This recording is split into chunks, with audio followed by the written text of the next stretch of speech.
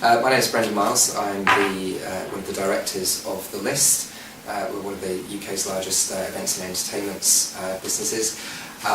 We joined together at the group with Gordon, who will introduce himself in a minute, Laura Vass, who was the head of business development for Rabbie's Small Tours, and also Nesta Gilliland, who was the head of marketing for ScotRail. Belly of ScotRail. Belly of ScotRail. And I'm Gordon Hodge. I am Head of Conferencing and Events at the University of Strathclyde. And yeah, that's me.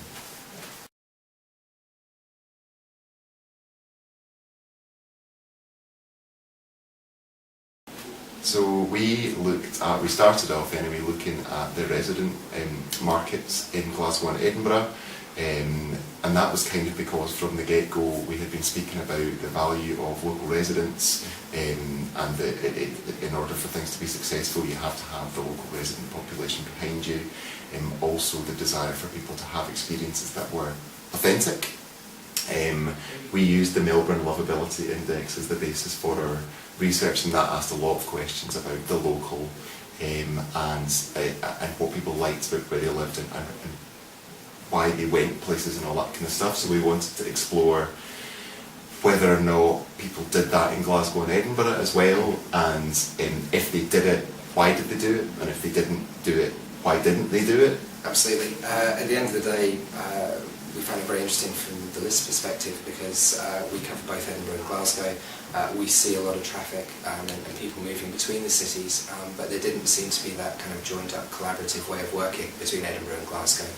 And we wanted to discover whether people still felt that way, whether those attitudes had changed over time, and it seemed like a really interesting project because the opportunities available to Scotland as a whole, if both cities can work together, are far greater than if they work individually and independently against each other.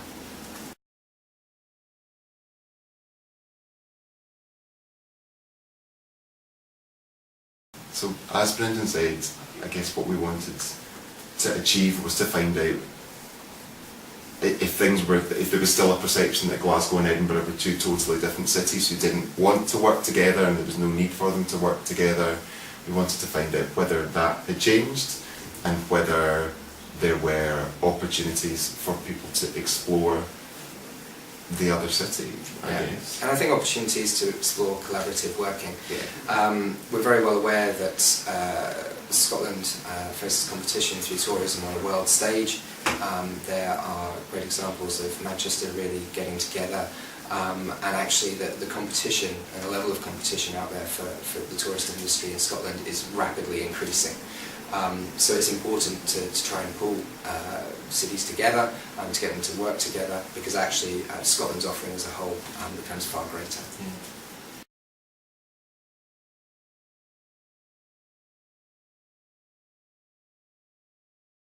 So we didn't probably really have consciously much of a leadership approach. It was quite democratic. We got together and spoke about what we had covered in workshops and how that related to our research. People in the group had different skill sets as well, and what we tried to do was play to everyone's strengths as much as anything else.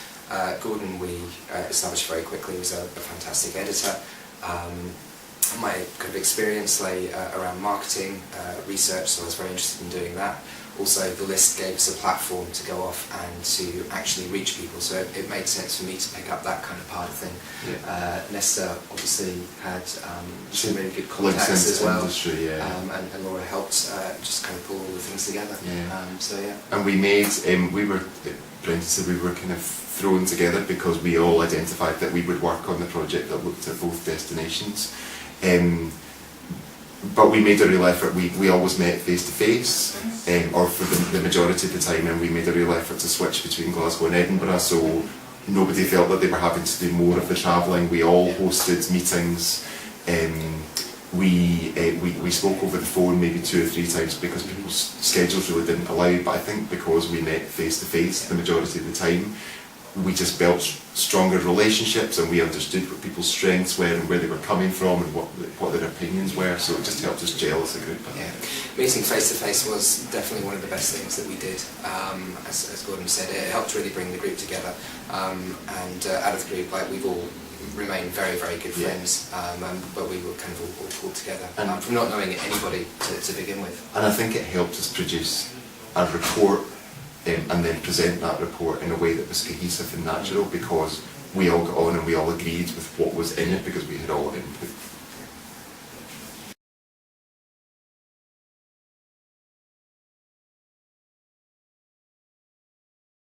We undertook quite a lot of sort of survey research, and the response levels were absolutely fantastic.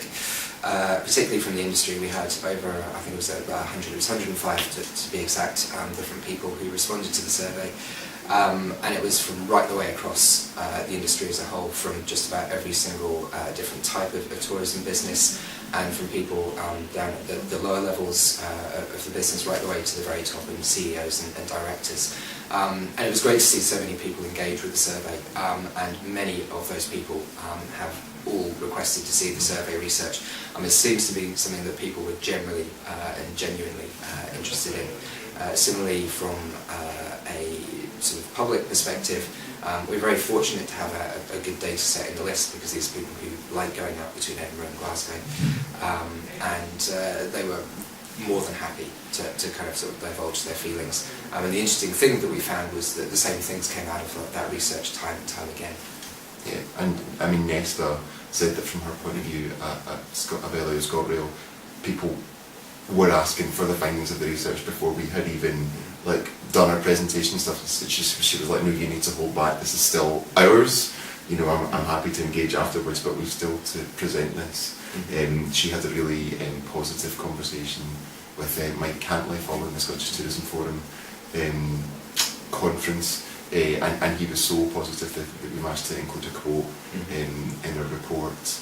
I had a really positive conversation with Stuart Patrick at the Chamber of Commerce in Glasgow, who spoke about how things had changed. So it was all, what we got, I guess, was that what we were researching had there was a lot of support behind it. It was all very, very positive and moving in the right direction.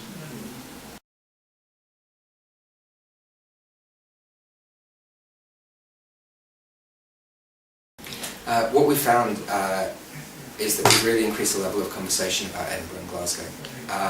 We've got organisations who, from our own research, we know haven't really been talking since about 2006. Specifically here, I'm talking about Marketing Edinburgh, Glasgow City Marketing Bureau, that are now actively engaged in conversation with each other. And it's not just within those two cities, it's people outside as well who are really beginning to take an interest. So in that respect, it's been very well taken up, and it does feel like there's a movement, if you like, a swell towards Glasgow and Edinburgh, which is all moving in the right direction.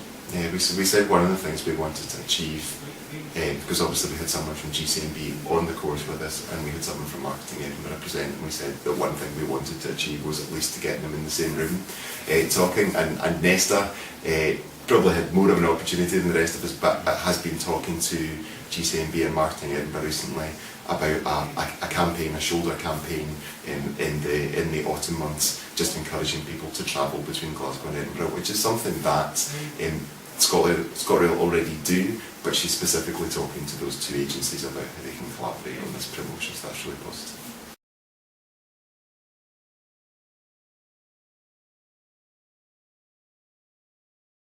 So I would say probably one of the most valuable things, I think, that came out of the Year 3 cohort is just that we were all at similar levels in the organisations that we worked for, in terms of being able to influence and have an impact and change the direction that our part of the organisation goes in.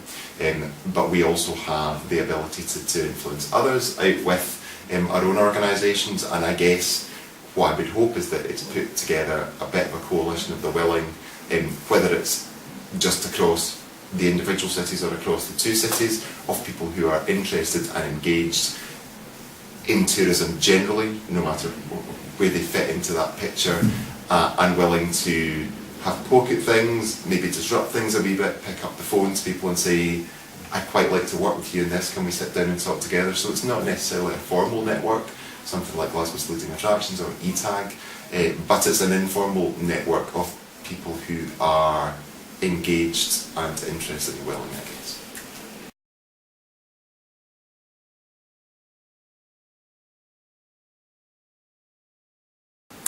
think the foundations have been set in terms of the organisations. There's huge interest from all of the people that we spoke to. It's just really a case of making sure that those organisations don't kind of let it slip and don't let the opportunity slip. I think it will probably come down to the likes of people like Scottish Enterprise, Visit Scotland, the organisations which already exist in Scotland to help kind of corral, support and keep it pushed on. But what you'll tend to find is what Gordon has identified before, individuals with real energy. If those people can be identified and they can help lead and push this sort of on, then I think there's a very, very real chance of success.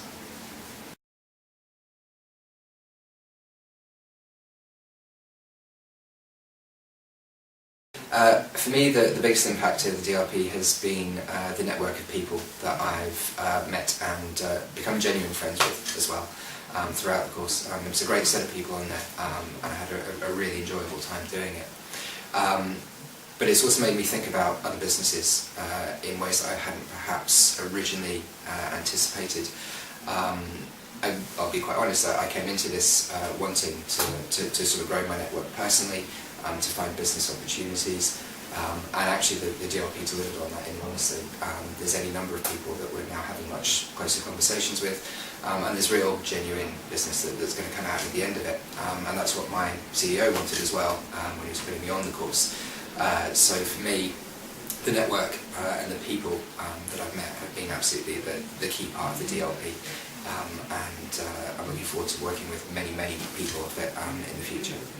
Yeah, I would totally agree with Brendan. The best thing about it for me was the network of people, a really great group of people who got on, didn't necessarily have the same opinions, but got on, and there was respectful debate and all that kind of stuff. We heard from some really brilliant speakers, Brian King from Hong Kong Polytechnic, Amanda McMillan from the airport was amazing. When we were in Copenhagen, there was Jonas Wilstrup from wonderful Copenhagen, the guy from the Bella Centre. It was all really, and it's kind of a privilege to be able to hear that.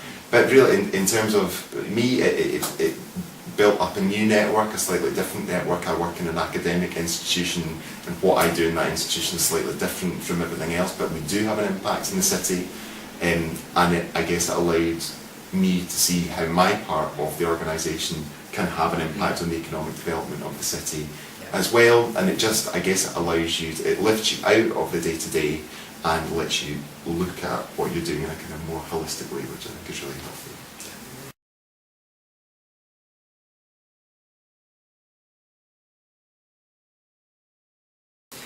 The DLP is a great opportunity.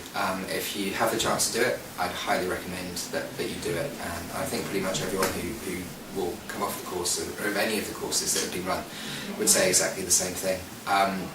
It is a lot of hard work at certain times though. We all have our day jobs, and by the very nature of the people who are on the course, those are some quite important day jobs as well, and working out how you can fit everything in can be certainly challenging. You will tend to find that you'll be taking a lot of work home in evenings and weekends, and it will impact on your work. So the one thing I would say is to go into it with open eyes, to understand that there's a level of work that's there, but you will absolutely get out what you put into it. And I guess I had a slightly adolescent attitude to having to do that kind of stuff outside of work, but actually when I got into it, I really enjoyed it. And especially when you're reading about best practice in other places, it's really interesting, and it helps you to understand how we could maybe make that work as well. I just think in general, you meet some really great people in terms of the people who are on your cohort. You get to hear from some brilliant industry experts, and sometimes the ones that you find most interesting and most useful are the ones that on paper you think, why are we hearing about this? This has got no impact on my business, and actually it does, or that it doesn't go in straight away, but then you go, now I get what he was talking about. It's just a really great opportunity to lift yourself out, as I said before, of what you do every day and think about things in a more holistic way. You get to go to some great places at home and abroad. And the lessons that I learned probably were mostly learned from the other people who were on the course over a period of time, and it's just a really great experience. I would totally recommend it.